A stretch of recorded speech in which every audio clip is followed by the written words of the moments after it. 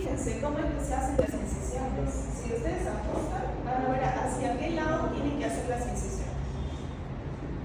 ¿Ya? Por ejemplo, si quieren sacar lipomas o cosas pequeñas, no van a hacerle pues en el cuello una mediana, ¿me entiendes? Cuando estás en toda la parte posterior, que será aquí, ¿cómo le tendrías que hacer la incisión? Siguiendo el dermatoma, ¿no? Salvo que lo quieras abrir, no sé, de par en par, que no va.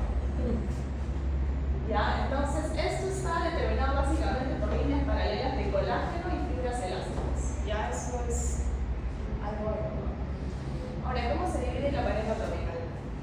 Sabían que había dos clasificaciones, la francesa y la americana. Sí la conocen, ¿ya? Está muy bien. Entonces, la francesa divide en los 9 cuadrantes, ya no les voy a repetir porque eso es una imagen bastante conocida por ustedes, pero tienen que entrenarse cómo dividir.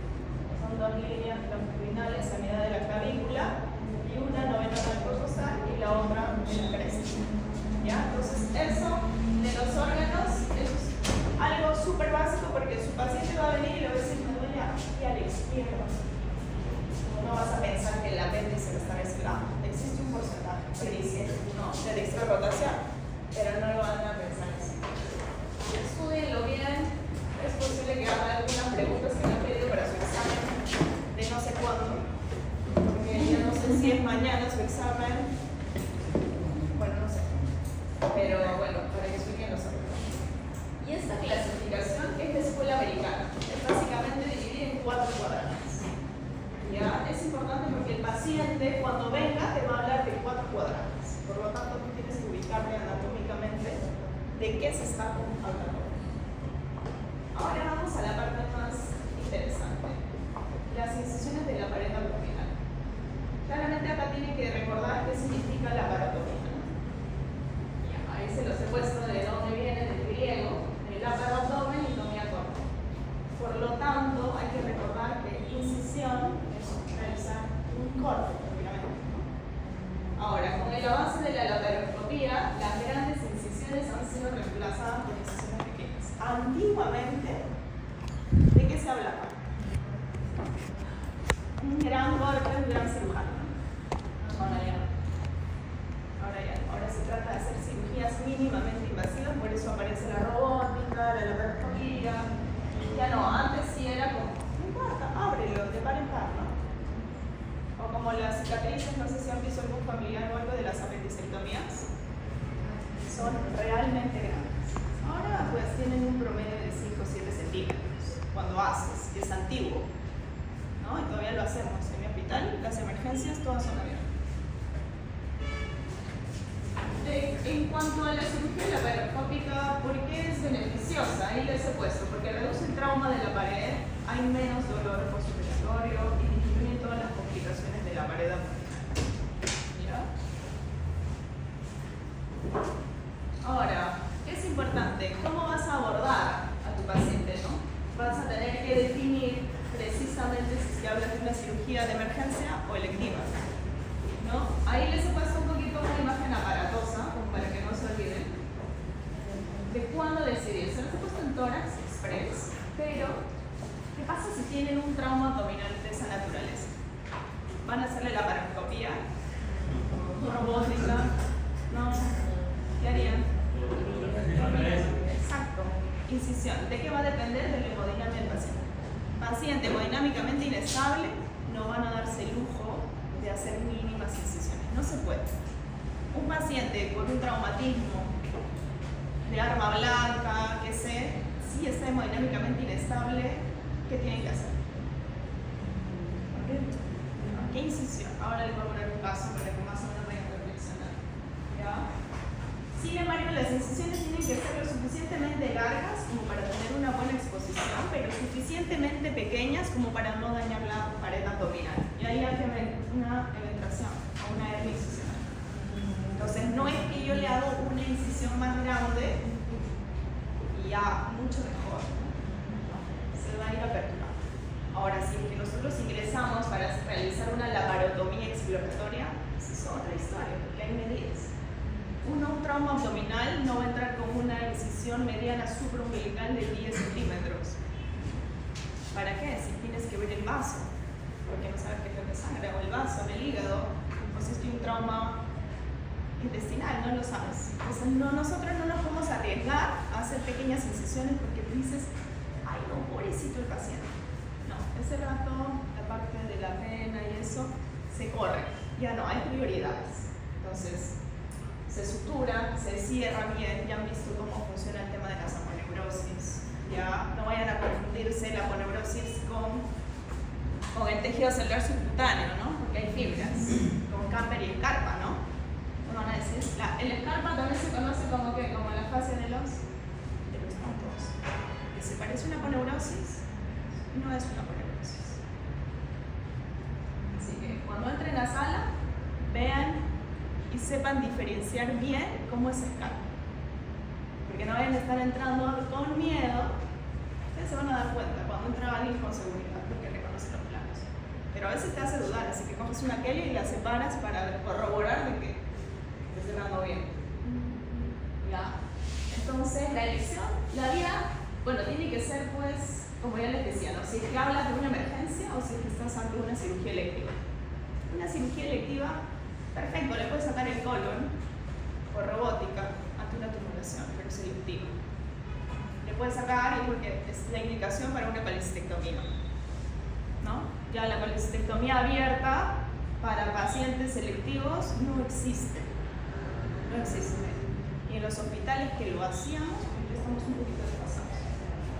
La elección para el apéndice, para casi todos los órganos, es la vía laparoscópica porque es mínimamente invasiva. ¿Por qué? Por riesgo de hernias, penetraciones. Maynard hablaba de accesibilidad y seguridad de todas las incisiones.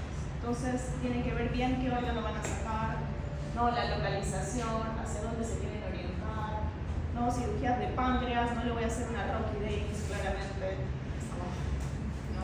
no va a ser una Fanes de él, ¿no? Hay que hacerle, o le haces si quieres, depende, ¿no? Si quieres páncreas, haces una Chevron, si quieres, ahora viene la otra parte, o si no, una cochecilla, ¿no?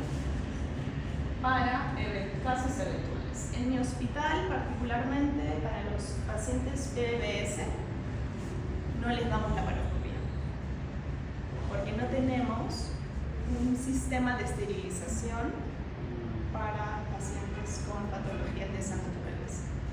Así que no te queda más remedio que brindarle una incisional.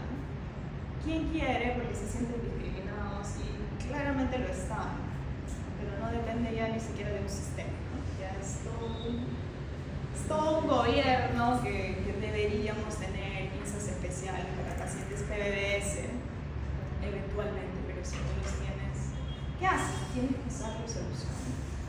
Entonces, no solo funciona en el hospital, sino es todo MINSA, todo eso. No sé por qué hospitales se hayan rotado. Ahora nos vamos a los tipos de incisiones. Ya tenemos las verticales, las transversas y las oblicuas. Dentro de las verticales, como ya les decía, tenemos las laparotomías exploratorias, que van desde la apófisis sifoides hasta la sínfisis del pubis. 2 traveses de dedo antes de o 2 centímetros antes de llegar a la sínfisis del pubis. ¿Por qué? Porque si te profundizas, ¿qué órgano está aquí abajo? En el hipogastrio. Por eso es que todo paciente con indicación de realizar una laparotomía exploratoria, ¿qué le ponen? Una sonda Foley, una sonda vesícula. ¿Para qué? Para que la vejiga se pueda colapsar. Tiene las medianas supraumbilicales, las infraumbilicales y tiene las paramedianas. Acuérdense de las paramedianas o pararectales, por favor. Lean esa parte meramente, no hay mucho que explicar porque ya son técnicas que no se utilizan. Y tienes la mesorrectal, que es pues, o transrectal, que seccionas todo el recto. No te conviene, ¿por qué? Porque sangra demasiado. Entonces ahorita con la laparoscopia nos ha ayudado muchísimo. La que más utilizamos es la infraumbilical para apéndices complicadas, ¿no? Cuando no hay laparoscopia, o una mediana supra para corregir básicamente defectos de la pared abdominal. En cuanto a las transversales, tenemos precisamente esa, la número 1, que es también llamada Chevron, que son 2 oblicuas unidas en medio por la apófisis sifoides. ¿Okay? Ahí les pongo para qué tipo de cirugías se aplican, ¿ya? Y las dos otras ya casi no se utilizan, salvo en el INEM, alguna que otra cirugía meramente oncológica. El resto es por laparoscopía. Aquí en las transversales la más común es la Rocky Davis, ¿no? ¿Para qué se utiliza la Rocky Davis? La pequeña transversa en el abdomen inferior, o la de McBurney, apendicitis. La que tú hablas de cesárea y la fanes, que se utiliza desde 1900, conjuntamente con las cirugías urológicas.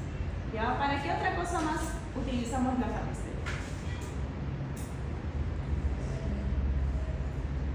¿Por qué? Porque la vía laparoscópica, ¿por dónde creen que sacan? No sé, si le hacen una micolectomía por una tumoración en colon ascendente, digamos, o descendente, ¿por dónde sacarían la tumoración? Por una fanes o por una mediana supraumbilical chiquita, porque hay que quitar los órganos. No es como el morcelador que tienen los urólogos, no sacamos los órganos así de triturados. No sé si han visto sacar una próstata. ¿Sí? ¿Has visto cómo utilizan el morcelador? Exacto, no, así no hacemos al colon, no lo trituramos. Tenemos que sacar. ¿Por qué? Porque es un caso de tumoración. ¿Y el tumor a dónde va? Anatomía patológica. ¿Puede ir triturado? No. Tiene que ir precisamente conservado para que puedan hacer los cortes y todo el tema de diagnóstico. Las oblicuas, la más conocida, Kocher, para colecistectomías. Y del otro lado utilizan bastante para cirugías del vaso, pero casi ahora las esplenectomías las hacemos por vía laparoscópica, salvo sea alguna indicación, no tengas laparoscopía y tengas que hacer un vaso por alguna razón. Acá les estoy poniendo este artículo que sería bueno que lo lean, que habla sobre la superioridad de la apendicectomía laparoscópica versus la técnica abierta. Antes la llamábamos técnica convencional, pero no es el nombre común, o sea, no es el nombre que se debería utilizar. ¿Por qué? Porque ahora la indicación y la cirugía convencional, ahora ya vendría a ser la indicación laparoscopía, ¿no? Ya no utilizamos o no deberíamos utilizar técnicas abiertas para sacar pequeños órganos. Acá les muestro esta incisión tipo J, que la utilizan básicamente para trasplantes indolentes de hígado. Puedes hacerlo por vía laparoscópica, pero también se puede hacer con esta incisión también llamada Makuchi. Ya es típica para temas de hígado, sin embargo hay otras. Tienen la de Mercedes-Benz, tienen la vía laparoscópica, entonces también existen un montón de estudios que dicen cuál es la mejor para una hepatectomía. Y teóricamente no existe ni mejor ni peor. Han visto que la laparoscopía exploratoria versus la Makuchi versus la laparoscopía no hay mucha variante. Ya, solamente es para que tengan un conocimiento de que también se puede hacer trasplantes de donantes vivos, por si acaso, porque el hígado es un órgano que se regenera. No solamente es pacientes que ya están con muerte cerebral, un trasplante propiamente. ¿Cuánto calculan que dura un trasplante hepático en tiempo? Aprox. ¿Cuánto? 5 horas. 5. ¿Cuánto? ¿Cuánto? 1 hora. No, 1 hora. Uy, ya seríamos demasiado. 12 horas. 12 horas. ¿Por qué? Porque tienes que ir a un hospital. Esperar a que todo el mundo saque sus órganos. Y al final, como tiene tanta vascularización, pues tenemos que ir a disecar, tomatía, pues otra cirugía quitar el hígado y otra cirugía es colocar. Por lo tanto, normalmente tenemos 2 equipos: los que quitan, traslado, y los que colocan. Así que en promedio unas 12 horas. Hay gente que lo hace un poquito más rápido, hay que hacer anastomosis en todas las venas y eso. 1 hora muy poquito. 1 hora muy poquito. Ya, acá, repaso. Ya, acá les pongo todas las incisiones. Ya les digo, paciente de 24 años con un dolor abdominal que inicia en epigastrio y migra fosa ilíaca derecha.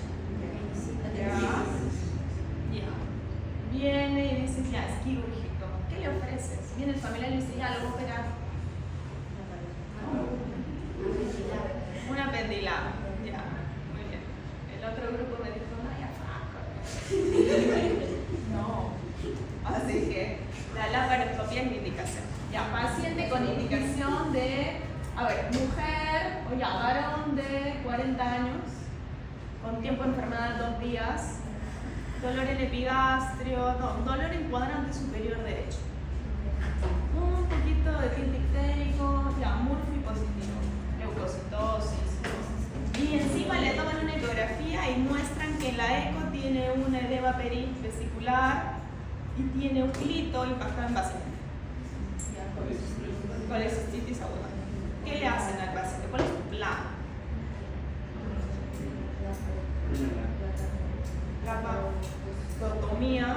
Laparostomía exploratoria, ya, o sea, desde la apófisis sifoides, rácata hasta acá. Él va y ¿qué le hacen? ¿Con qué le indican? Colelab. Ya, él hace una colelab. Acá la laparotomía exploratoria. Lab. También. ¿Alguien más?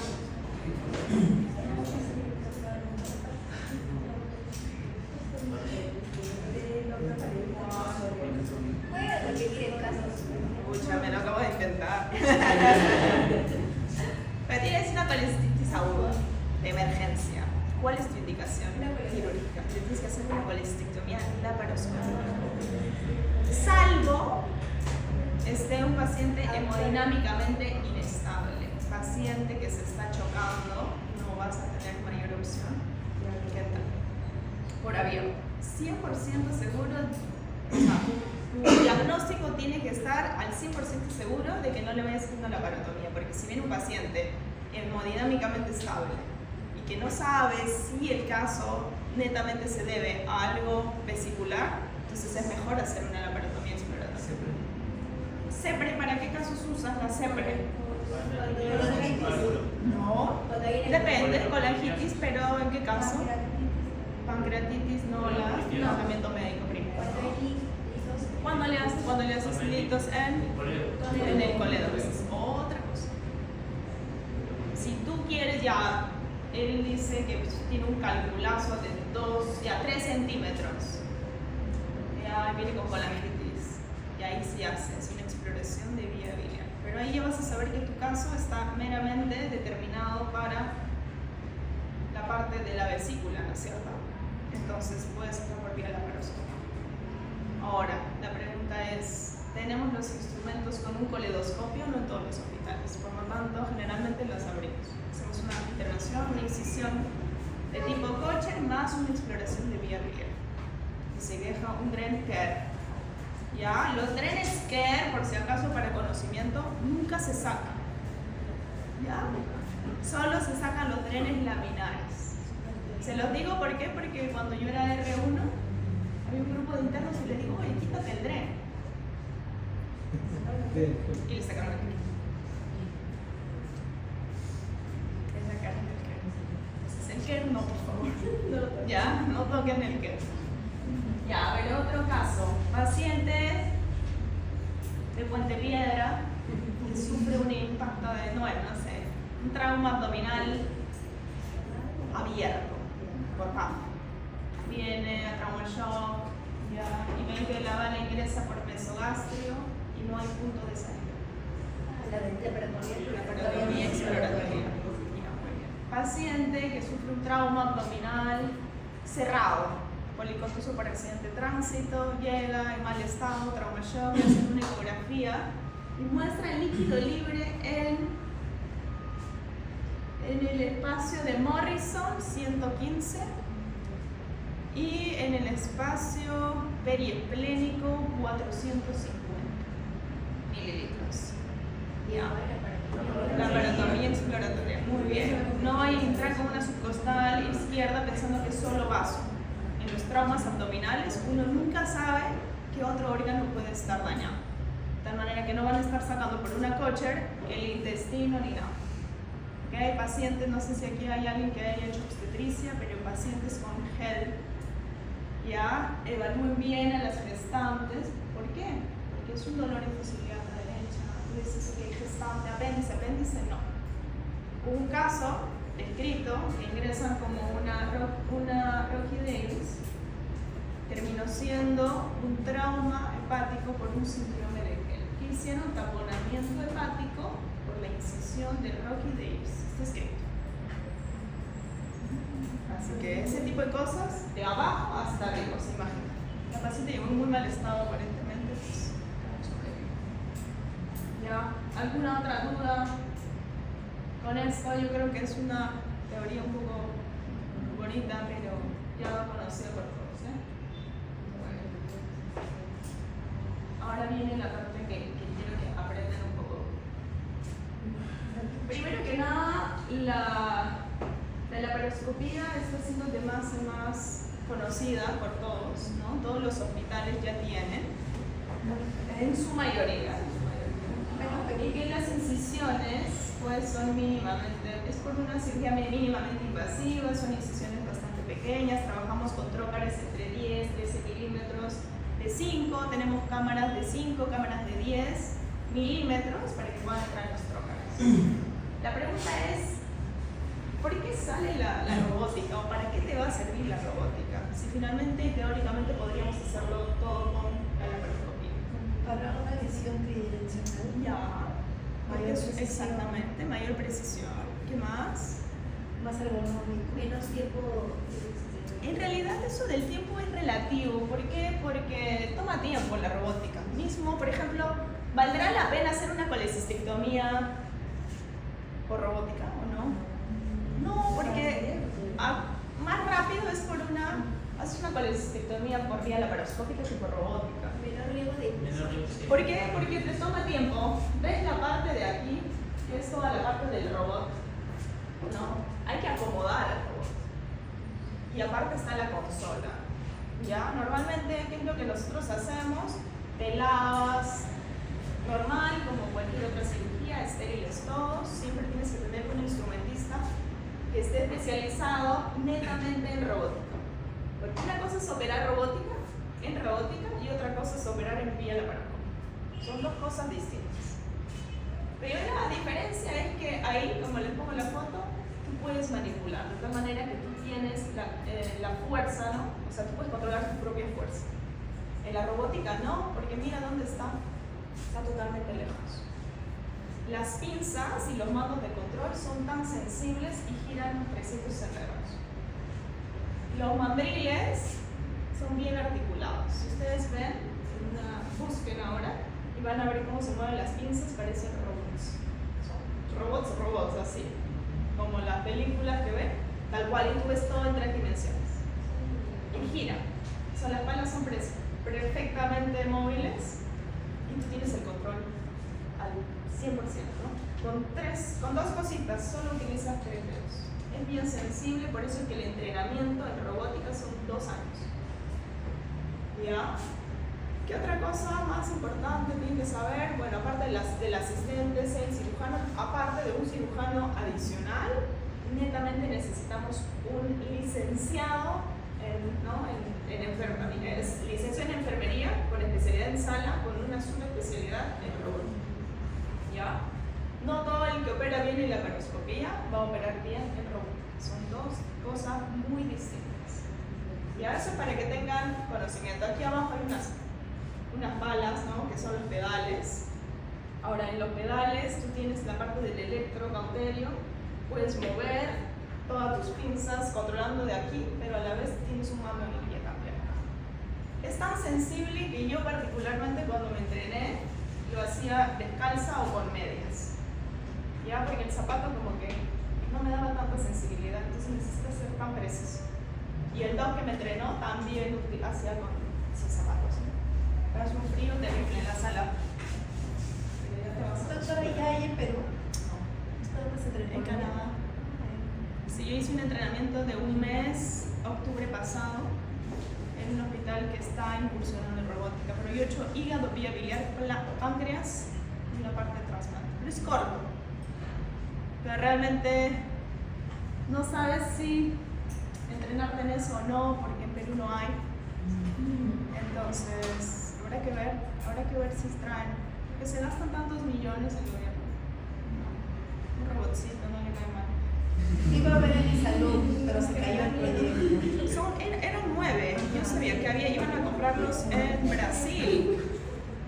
Eran 9, iban a meterlos también al interior del país, pero lamentablemente no sé qué pasó, nunca llegaron. Se cayó el expediente, porque hay un primito que es ingeniero y lo llamaron todo, pero se Ella cayó. lo tiene, ¿ah? Ella lo tiene. Se cayó, mi primito trabajaba ahí. Las grandes esperas, las grandes esperas. Sí, pues La cayó. verdad es Es que son millones, millones de millones. Aparte que también ya se están entrenando un montón de personas. Los médicos POI de la AUNILO se han entrenado. Hay uno que hace el IRCAT. El IRCAT es un entrenamiento que nosotros hacemos en Brasil. Lo hice en julio pasado. Y ahí hay varios peruanos que están en la onda, ¿no? Pero allá Brasil tiene, nuestra frontera acá nomás, tiene 2 robots. 2 o 3 robots. Todos sus hospitales están llenos. Nosotros ni resonador magnético tenemos. Bueno, esa parte de tu video, la catarsis, la corto.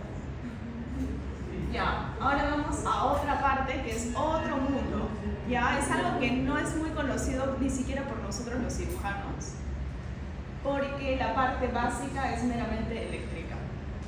Ya, al final les voy a mostrar toda la cantidad de pinzas modernas que hay en algunos hospitales, pero es bueno que sepan. No todas las patologías ni todos los instrumentos es posible que los vean, pero tienen que conocerlos. Es como, no es que yo haya visto, no sé, un trasplante hepático en Perú, pero es algo que tengo que saber para saber cómo se hace como teoría. Yo aquí no estoy en el grupo de trasplante, ¿no? Aquí solamente hacen muy poquitos trasplantes, solamente es el almenar y un par más, que es rarísimo que no. Ya, si tienen la oportunidad de ir a ver, qué sé, para tener un conocimiento, vayan. ¿Ya? Es un mundo de hacer trasplantes. Número uno, porque dicen, ok, no sé, un ejemplo figurado totalmente. En el hospital Carlos Lanfranco, la O2, hay un paciente que va a donar todos sus órganos, está en óptimo estado. Y viene el del Villa El Salvador, ¿no? Y tiene que venir, y vienen de los otros hospitales. ¿Qué hacen? Cada uno llega con todo su equipo. No viene uno, viene un equipo de cirujanos de cada hospital. Ahora, cogen el órgano que necesiten, lo tienen que irrigar, tienen que ponerlo en compresas heladísimas, ¿no? Hielo, que sé, cada uno tiene sus propias temperaturas a las cuales tienen que enviar. A mí particularmente me pareció interesante cómo se llevaban el pulmón, porque yo pensé que el pulmón se llevaba colapsado, entonces colapsado es más chiquito, no, yo pensé que ahí tenía mejor irrigación, y mentira, porque el pulmón lo inflan así, un globo, inmenso, reinsuflado, que se lo llevaban de a 2. Y el pasaba así el doctor, que estaba impresionada porque nunca había visto un pulmón tan distante. Y luego ya le hacen todas sus cosas, se lo llevan así. Y cuando lo colocan, ya el anestesiólogo sabe que tiene que colapsarlos, ¿no? Todo el tema de su provoque, que sea, lo colapsa y ahí lo meten. Y ahí empieza el trasplante. Es una cosa que tú dices, se la fuman, brutal. Y ahora vamos a la parte de electrocirugía. Ya, primero que nada tienen que saber un poquito de cultura también, ¿no? No sé de acá, por ejemplo, ¿cuántos conocen por lo menos 2 museos peruanos limeños ya? ¿Conocen qué museo? Mali. Ya, otro. El Museo de Arte. Muy bien. No, museos, ¿cuántos museos conoces? Museo de los puertos. Quiero solar. Ya, hacia almorzar seguro. Exacto. A grandes esperas. ¿Cuántos museos conoces? Ya, el Museo de Oro, ¿alguien ha ido al Museo de Oro del Perú? Donde tenemos 1% del oro que nos chorearon.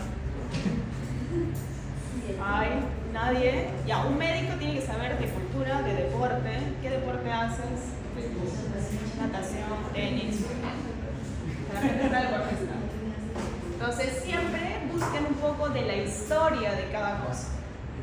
¿Ya? La parte de la de la electrocirugía nos lleva hasta el siglo VI a.C., donde en verdad Hipócrates trataba los tumores o crecimientos cancerosos de tumores de cuello de senos. O sea, los trataban con quemaduras. Ahí exterminaban todo tipo de vida. ¿Por qué? Porque ahora vamos a ver a qué temperatura llega un caso de electrofulguración. ¿Ya? Luego tenemos al francés, que ya empieza a hablar sobre corriente, ¿no? Sobre más de 1000 Hz, que ya no se producía ningún tipo de movimiento neuromuscular. Y Clark, que es un británico, hablaba del uso de corriente de alta frecuencia. Entonces, para que se ubiquen un poquito con respecto al tipo de corriente, tenemos las corrientes directas y las corrientes cercanas. Las corrientes directas van de un solo polo hacia el otro, es decir, una pila de positivo y negativo. Es el ejemplo más fácil que les se puede encontrar, y está escrito en casi todas las bibliografías, ¿no? Es unidireccional, continuo entre dos polos. ¿Ok? A diferencia de la alterna, que es la corriente que tenemos aquí, que va de negativo positivo, positivo negativo, entonces empieza a ser un tema de ondas. Y vamos a centrarnos a nivel de esto, nada más. ¿Ya? Así que ahí está, frecuencia, se vienen hercios, la polaridad cambia de forma sinusoidal, o sea, se mueve. Acá vamos, tienen que recordar el tema de cuánto es el equivalente en baja frecuencia, media y alta. Nosotros vamos a trabajar básicamente en alta frecuencia porque pasamos de un efecto térmico a un efecto clínico. ¿Ya? Eso sí, memoria pura. Acá, la electrocirugía, nosotros el electrocauterio, que todos lo deben conocer, ¿no? ¿Han visto? Trabajamos pues con Vierbe, con este aparato, que es un aparato médico electrónico, ¿no? También lo llamamos nosotros generador. ¿Qué pasa con este? Tiene varios modos, ¿no? Generalmente utilizamos corte y coagulación. Y el spray, que es el uno negro. Ya lo conocemos como negro, pero ahí no figura. Solamente tenemos corte, coagulación y a máxima potencia ya agarramos la electrofulguración. ¿Ok? Lo utilizamos básicamente como generador. Este generador, para hacer una... se los tengo en la otra diapositiva. Ya. Bueno, si explico esto, luego les continúo con la otra idea. Para que vean cómo es el tema de calor, tenemos la parte de coagulación y corte, ¿no? La parte de coagulación, acuérdense que es de alto voltaje. ¿Y qué va a pasar con la célula? Porque hay un aumento de la necesidad de corriente eléctrica. Entonces se deshidrata. Entonces, por deshidratación, la célula se va a colapsar. A diferencia de corte, es a poco voltaje, pero se evapora. Entonces, ¿qué pasa? Va a reventar la célula por un aumento de la presión gaseosa. Y que más claro que eso, ya no les he podido conseguir. Acá vamos. Los efectos celulares con respecto a la temperatura. Ya tenemos el tema de la coagulación blanca, la desecación, acuérdense los nombres, ¿ah? La vaporización y la carbonización. No sé si ustedes han visto un caso de una colecistectomía por vía laparoscópica donde hubo un poco de sangrado en el lecho vesicular. Ya, ¿sí has visto? Ya, ahí ¿qué haces? Dices spray, un cierto número de grados, no sé. Yo siempre pido 80, de frente al grado. Carbonizas todo. Ya, porque el hígado sangra por un mal control muscular. ¿Por qué? Porque en esa parte, precisamente, al momento de desperitonizar, nos llevamos la cápsula de Gilson que lo protege. Entonces, ¿qué hacemos? Carbonizamos. Entonces, la fulguración. Miren hasta cuántos grados puede llegar. Y eso no es nada con respecto a... Hay un bisturí de argón que lo utilizan para precisamente hepatectomías. Ahora se los voy a mostrar. No todos los hospitales lo tienen, solamente los tienen los que hacen cancerología, que es el INEM, el Almenara, me imagino que 2 de Mayo y los hospitales grandes, pueda que tengan. Pero que yo conozca, Almenara e INEM. Ya, entonces aquí la corriente eléctrica siempre va a seguir el camino de menor resistencia. Es como los alumnos. Donde hay un producto más bueno, se va. ¿Ya? Típico. Así que recuerden bien cuál es un buen conductor de calor y cuál es un mal conductor de calor. ¿Cómo se van a dar cuenta en un hospital? cuando veas al residente de primer año quemando, ella sabe qué quemar. Entonces, la grasa, no sé si han visto algún residente quemar la grasa, están así. Ya, saben que a él no le va a pasar nada. A ver, dile que queme el intestino. Ya sabe que no puede. Ya sabe. Entonces, es precisamente porque es uno mal conductor y un buen conductor. En hueso, el traumatólogo quema si quiere el residente, porque ya saben que el trauma todo es más práctico. Así no utiliza mucho, salvo para el músculo, porque también es un buen conductor. Mal conductor, hueso, grasa, las cicatrices, porque ya tienen un montón de tejido ahí, no funciona. Otra cosa que tiene que saber, y aquí es importante, los efectos que produce. Pero esto es un tema teórico, chicos, porque nadie está al tanto de, ay, voy a prender mi linterna con mi pila, no, este es, ¿no? Un tipo de energía, un tipo de corriente, no, ahora sí prendo la alterna, no están así, no estamos. Pero es conocimiento que en verdad se necesita. Aquí, bueno, nosotros como cirujanos no está obligado el cirujano a hacer un curso de electrocirugía, pero existe un curso que lo dictan en Estados Unidos, dura 6 meses. Solo electrocirugía, por los daños que van a haber que a posteriori se pueda poner, que pueden ocasionar. Porque así como nos ayuda con la asepsia, con la cirugía más rápida, también existe un montón de problemas por quemaduras. Porque así como les digo que existen buenos conductores, existen también malos conductores, ¿no? Y los buenos conductores, ¿qué pasa cuando tú entras distraído con un electro, ¿no? Con el hook en la vía laparoscópica? Entras rápido, pones, pum, aplastas, ¡ay, se me atracó el pie! Quemas duodeno, quemas estómago. Y el duodeno no es que con un punto se soluciona, no siempre. Entonces hay quemaduras que a veces uno tiene la pinza apoyada de casualidad, aunque dicen en la vida no existen casualidades, se quema. Entonces mucho cuidado cuando ustedes ingresen a una cirugía, siempre fíjense dónde ponen los pies, qué botones se aprietan, están en aprendizaje. Nadie te va a meter un quechi porque, ay, quemaste, ¿no? Pero van a decir, no hay que nada, es un accidente que pasó, ¿no? Pero es siempre atentos, porque todo el mundo no está exento de poder cometer pequeños errores como aplastar, ¿no? Es un botoncito, a veces uno está así aburrido y quema. Me ha pasado, he sido residente, ¿no?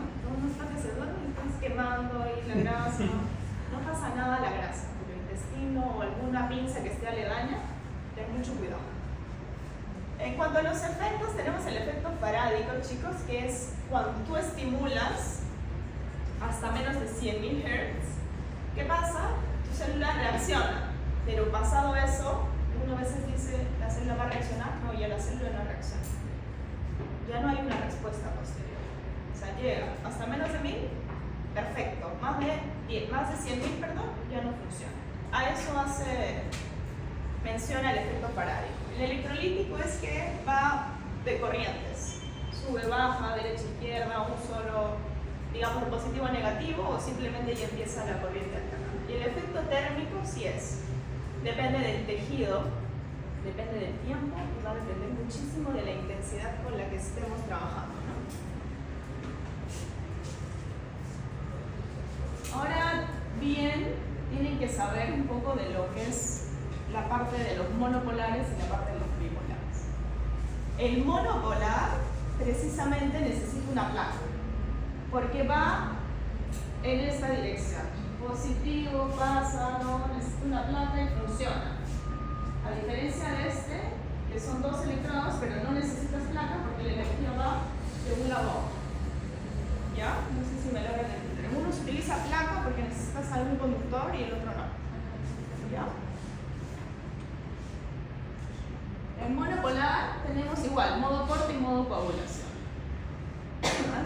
Siempre, no sé si han visto las enfermeras como que, ay, la placa, coloquen bien la placa porque trabajamos con monopolar algunas cosas. Y que va a depender en los monopolares de esto, ¿no? A mayor superficie de quemadura también. Tenemos aquí el hook y tenemos este que le llamamos el electrobolita. Es una bolita. y que lo utilizamos básicamente para electrofulgurar en casos de mayor sangrado a nivel de lecho hepático, básicamente. Y el hook lo hacemos pues para corte, ya saben, ¿no?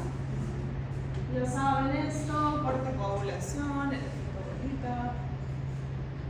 Y ahora viene la parte más bonita, ¿no? Esta, la que nos faltaba, de los bipolares, ¿no? Ya saben que es un suministro continuo de energía bidireccional, ¿no? Que va de una para la otra, ya no utiliza placa.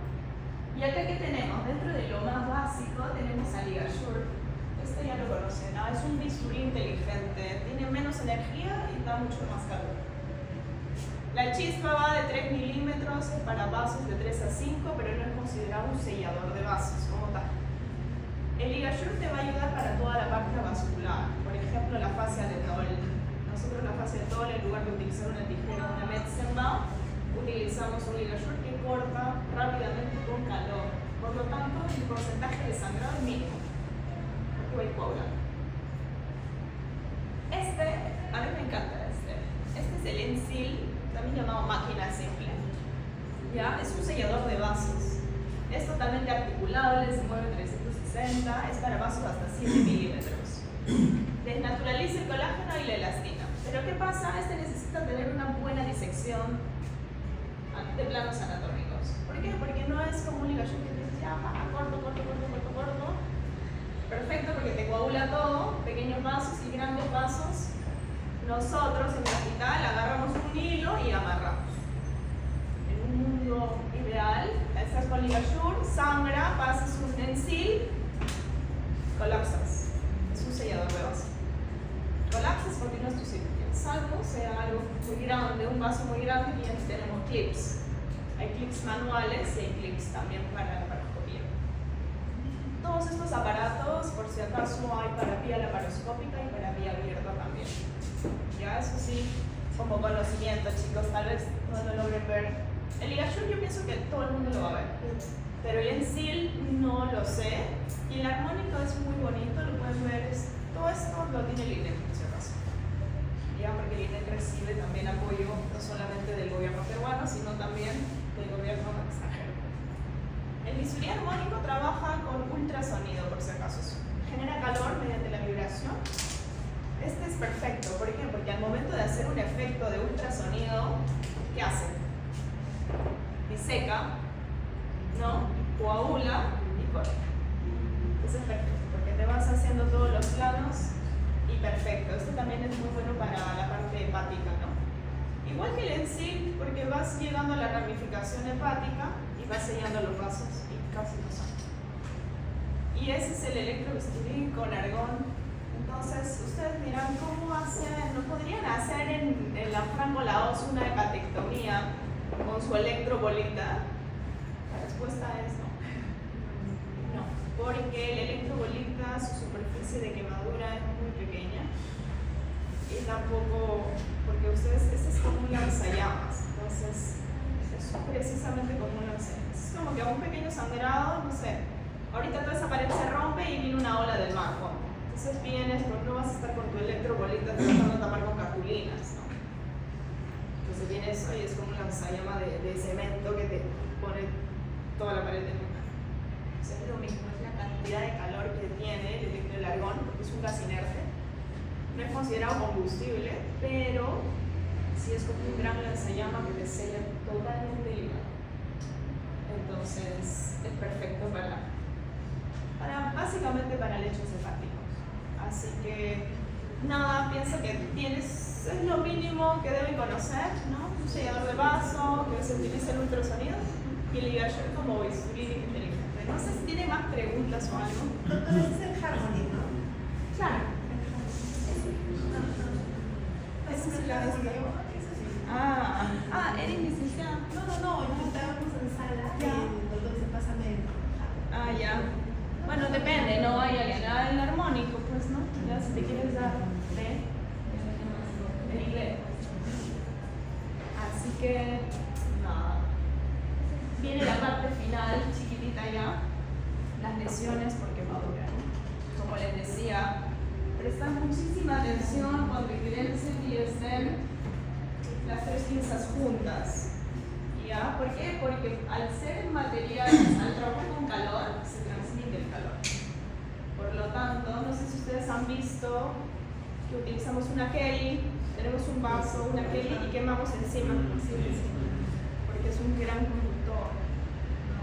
Entonces, para que se den cuenta cuánto puede conducir y cuál es la superficie que puede dañar. A veces te puede ligar que es un vasito, claramente lo vas a hacer en la piel, que sé, pero en un intestino hacer eso, dudo mucho que alguien se atreva. Salvo quien. Entonces, este es un bipolar. Ya ven que tiene dos palas y le pasa la información o el calor a la corriente hacia el otro extremo. ¿Ya? Lo que quiero que entiendan es que trabajan así. ¿Qué pasa con esto? Tiene la pinza, precisamente acá. La parte de la corriente viene con un mango que está revestido por una cubierta en plástico, normalmente, que no transmite calor. ¿Okay? Entonces, ¿qué es lo que tienen que tener cuidado? En que al momento de quemar estén quemando cercano a una pinza o cercano a alguna otra residuo. ¿No? Aquí, por ejemplo, quemas aquí, toca aquí y ya quemaste otra estructura. Entonces, trabajar con calor siempre es importante prestar atención a qué parte quieres, qué parte quieres electrofurar o qué parte quieres quemar, precisamente, ¿no? Cuando no sé si ustedes han visto quemar el meso apendicular. El apéndice tiene un meso por donde pasa la arteria. Pues normalmente nosotros cogemos bipolar, que es un poco más seguro, y quemamos. Pero nosotros quemamos no pegado al ciego, ¿no? Pues no sé si se han percatado, porque si vas muy pegado al ciego, ¿qué pasa? Por continuidad quemas el ciego. Ya la historia cambia en suturar o sellar, pues no, el ligar tu base apendicular con un ciego quemado o con un ciego bien pegado. En los próximos días, 3-4 días, cae la costra de quemado y abajo cae. ¿Y en qué se convierte tu cirugía? En una catástrofe. ¿Por qué? Porque ya arranca la parte de los películas. O sea, la historia cambia. La quemadura, tú dices, se ve blanquito, un puntito, ¿no? Una quemadita. La costra cae y al caer hay una herida debajo. La herida probablemente pueda ser un huequito, pues, generalmente, ¿no? Así que ya saben la parte de esto. Les dejo esto, no sé si han visto la película, es una película reconocida, ¿ya? No se conformen nunca. Y esta también, es el más lo dice. ¿No? Es amar lo que haces, así que dedíquense bastante a leer. No solo se queden con lo poco que les he podido resumir. ¿Ya? Aquí les he puesto, es un resumen de libros, por si acaso. ¿Ya? La parte de electrocirugía lo he sacado de ensayos. Y esto, aquí les dejo el libro. ¿Okay? Si no lo tienen, se los puedo pasar. Es un libro totalmente digerible, como para que ustedes puedan repasar. Ya está en internet, lo pueden descargar sin ningún problema. Ya es un libro que es importante, ¿por qué? Porque tienen que ojear, no solo se queden con las teorías que el asistente que viene aquí se las da. Vayan al libro. Se los digo porque ya pasé como estudiante y al menos ustedes vienen. Ya, al menos ustedes vienen. Yo a veces en la universidad no iba y yo vivía cerquita de mi universidad, o sea, peor. Entonces, no es un claro ejemplo de seguir, porque hay cosas que cuando tú más vas avanzando, dices, ¿cómo no estudié esa parte bien estudiada cuando me tocó, cuando me correspondía? Cuando me pasó que tenía que ingresar pues a la residencia, yo decía, ¿por qué no hice un buen resumen de anatomía? Y hasta ahora me lo repito, ¿no? Porque lo vuelves a estudiar y lo vuelves a leer, pero dices, pero esto ya lo he estudiado, o sea, ¿por qué no estudian 2 veces en tu vida lo mismo? Y no lean para pasar un examen. Ustedes que lo saben, que los exámenes para la residencia, para el ENAM, particularmente me parece que no son unos exámenes dignos de ser llamados examen. Te ponen preguntas del año pasado. El examen de recientado que yo di, si ibas a una academia, perfecto, tenías todas las clases. es eso? Ya, o sea, si vas, entonces si vas a, no sé, a Academia ABC y te van a dar las claves, bravazo, no, pues de eso no se trata, ¿no? O es como banquear para su ENAM, ¿no? Cuando banqueen para su ENAM, todo el mundo banquea. No, pues porque son cosas que teóricamente ya ni siquiera deberías repasarlas. Entonces, de electrocirugía, si gusten, pregunten a alguien en su hospital, así de porcentaje, por no decir, vamos a ser generosos, un 60% sabe. No es un tema que sea muy tocado, ¿ya? O sea, la electrocirugía, si bien es cierto, habrán personas que digan como que, pucha, ¿qué teoría para incisiones, electro? Como yo decía, ¿qué les voy a decir a los chicos si no van a lograr capaz de entender o no? ¿Para qué lo voy a utilizar? ¿Qué sé yo? Pero es como conocimiento básico general. Ya, no sé si me vaya a tocar otra teoría con ustedes, pero igual, siempre a la parte práctica con la parte teórica. Ya, jueguen mucho con libros. Ahora pueden repasar de esto, ¿no? Está bien resumido, por si acaso. No, pero es importante que lean, vean videos, ¿no? De la parte de la cirugía robótica, no sé si les interesa, pero se entra como a otro mundo. Ya es importante que sepan que existen otras cosas alrededor del mundo y que no solamente se queden con su hospital pequeñito, porque capaz para otro país nuestros hospitales sean puestos de salud. Ya, por ejemplo, en mi hospital lamentablemente no tenemos ni siquiera un resonador magnético, tenemos un solo tomógrafo, no tenemos contraste, no hacemos EPRE, o sea, ¿de qué nivel hospitalario hablamos? Entonces, ustedes que ya van a salir mejor formados que probablemente muchos de nosotros, ya tienen que salir con una visión distinta, ¿no? No ir a amarrar el macho al hospital, ¿no? Entonces, ¿qué tienen que hacer? Ir, ver pacientes. Acuérdense que todavía tienen historias clínicas en los hospitales del MINSA, en físico, y que si tú vas y coges una historia clínica, nadie te va a decir, oye, ¿qué haces? Nadie. Porque la historia clínica la puede revisar quien sea. A diferencia de cuando vayan a rotar a otros países, te van a decir, muéstrame tu carnet, ¿qué nivel académico tienes? ¿Dónde está tu usuario, no? Si no tienes usuario, no entras a ningún caso, chicos. Entonces, ahorita aprovechen, repasen, hay casos interesantes en sus hospitales. En todos los hospitales siempre hay un caso muy interesante. ¿No? En gineco, cuando roten gineco, que es otro tema, lean las complicaciones que puede tener un gineco. Siempre se llevan el uréter. Siempre. Pero no porque lo hagan porque digan como que, ay, ni lo veo. No, sino porque en su disección está tan pegado que en verdad a veces una cosita mini ya arranca para el uro. Y vean cómo se reconecta. No es como que, ay, me parece que es apéndice. Pero ¿para qué te sirve el apéndice luego? ¿No? Por ejemplo, nosotros, antes de que yo haga mi curso en hígado y trasplante, yo decía, cuando aquí operábamos, ¿no? Las vesículas era, ya bájate el falciforme, ¿no? Sin miedo, pero no, algo tiene que servir, ¿no? Descuélgalo, ¿no? Tú de residente dices, me sacaré el hígado. Perfecto, ¿no? No le va a pasar nada al paciente. Pero ¿qué pasa si tienes que hacerle un trasplante y tienes que hacerle una reconstrucción de cava? ¿Con qué vas a hacerlo? Con esa parte. ¿Me entiendes? O sea, tú dices, ¿para qué te va a servir si no vas a reconstruir nada? No, porque puedes reconstruir arterias con esa parte. Como el uréter con el apéndice. No es que haya pues, un apéndice como que le duele. Igual ya no va a tener apendicitis nunca más. Ya, no es la idea. A eso voy. Que la medicina que ustedes estén estudiando ahorita tienen que tratar de ser tan conservadores como por si en algún momento vayan a necesitar algún órgano. Ya, todo sirve. Se los digo, cuando haces trasplante y tienes que parchar arterias, tienes que hacer cosas, sea por un cáncer que sea, te sirve.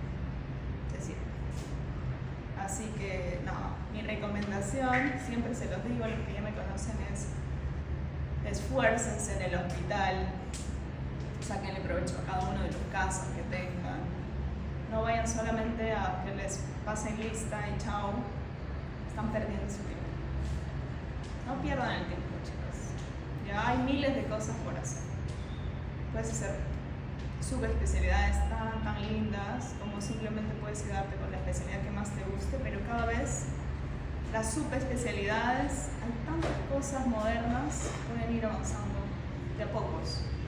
Tampoco se saturen, ¿no? Pero por ejemplo para su serum tienen que ir pensando en qué de bueno van a llevar al serum, ¿no? Porque no es ir al serum, sentarte y dar paracetamol y sulfatutilimundi, o ya viene la viejita que le duele, ay, siempre está mala viejita, ya ponle metamizolo, diclorfe, ya, ¡pam!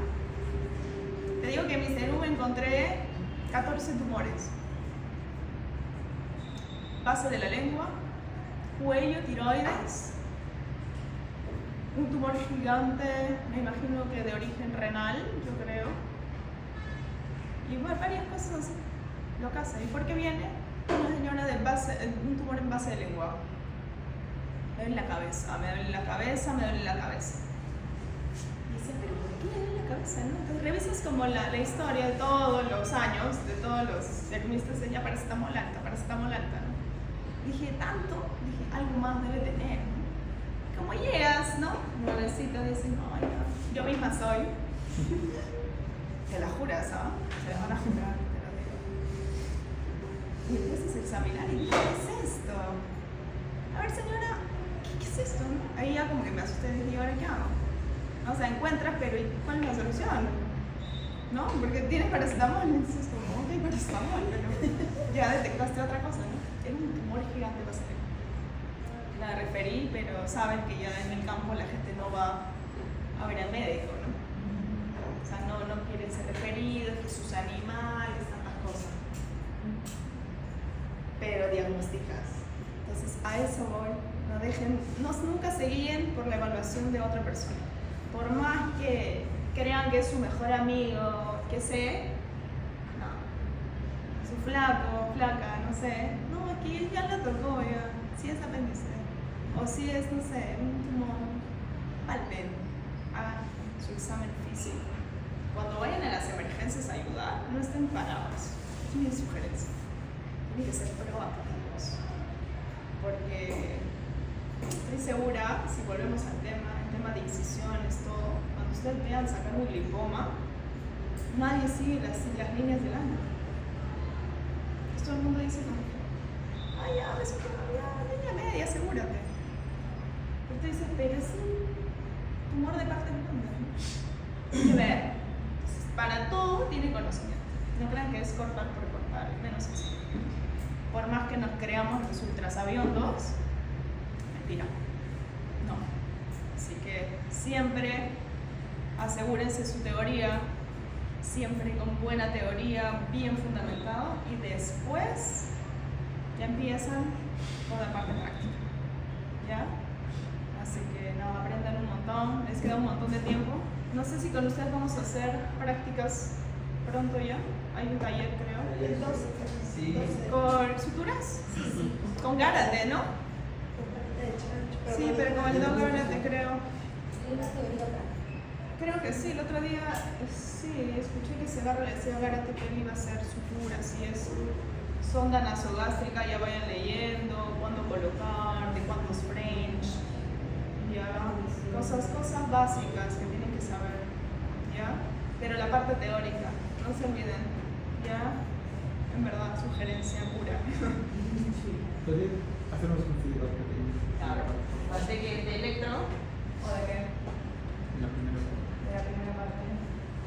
Tus preguntas de examen, eso quieres saber.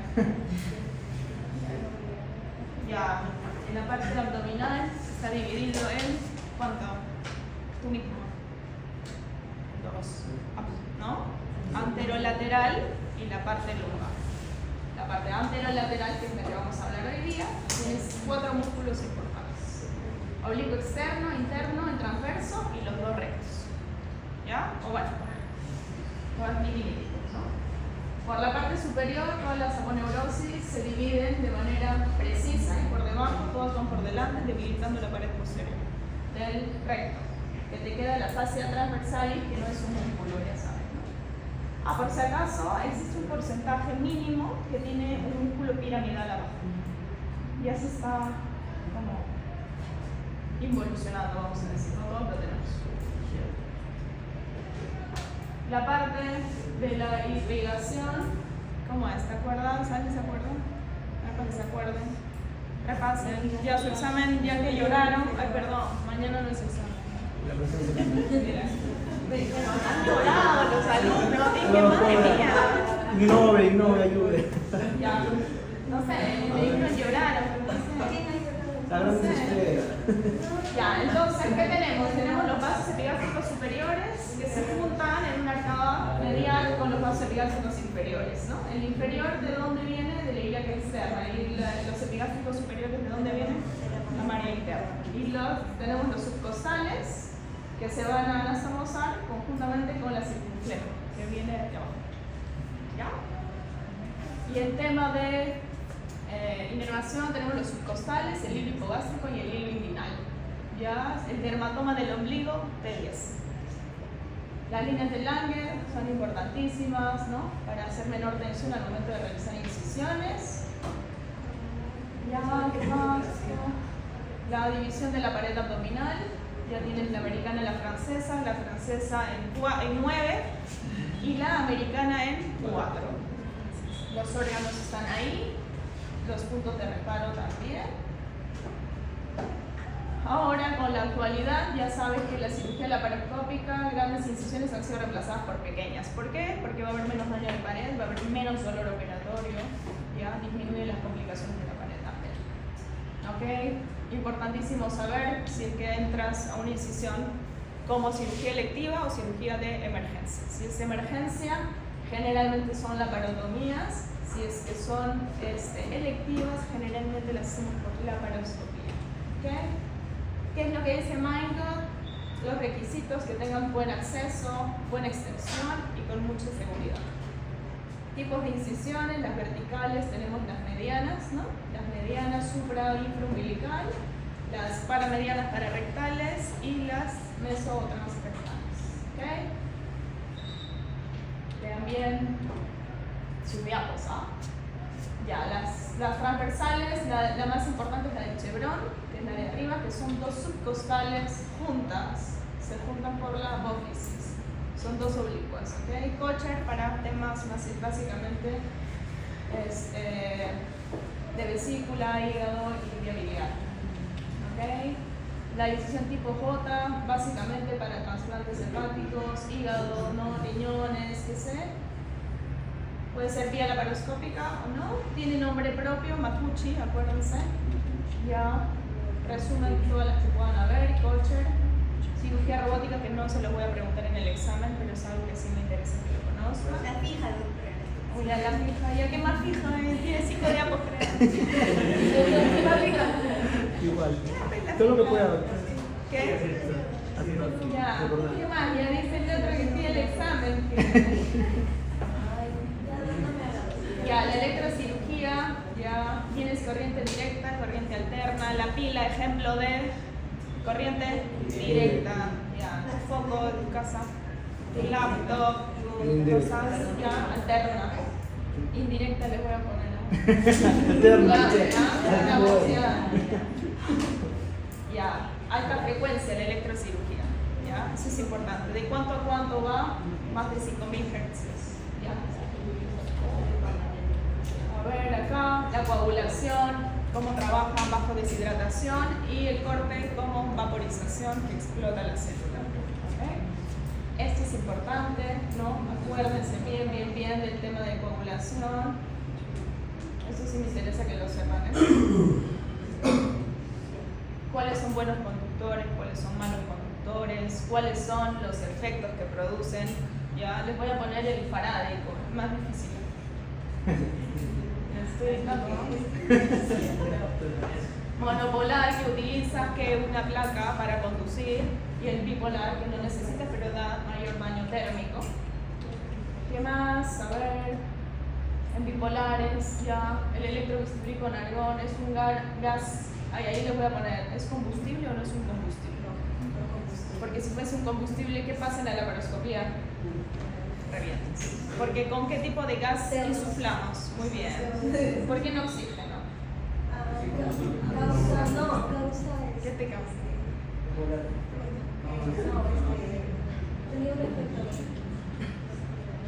¿Por qué no le pones helio? ¿Nunca has inhalado helio? O sea, no necesito algo.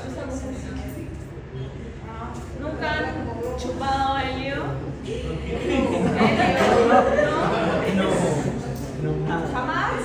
Uy, compras un globo de helio y aspíralo. Ah, voy a intentar. Mentira, no, vas a morir. Se te paralizan las cuerdas vocales. Voy a intentar. Pero con alguien mayor a ti. El bisturí armónico, ¿cómo trabaja? Por ultrasonido. ¿Okay? Les voy a poner las fotitos ahí. Correlación de fotos. Básico. El argón, ya lo tienen. Y quemaduras. Es súper sencillo el tema, chicos. 20 se tiene que sacar en preguntas. Solamente son 5 preguntas que me han pedido. 5. Ah, no, ahora me han dicho 5 pensando que el examen era mañana, pero creo que como se ha pasado el examen, 10 y me han dicho como nivel como que un poquito mayor. No, pero Sí, ya pero ya que más la mayor, hoy día no se pasa. Así que nada, no Las sé mismas, si pero las fijas, fijas. Hoy tienes 30 de agua, no te pases. Seguro que hay alguien que hace 60, 90. Pero sí,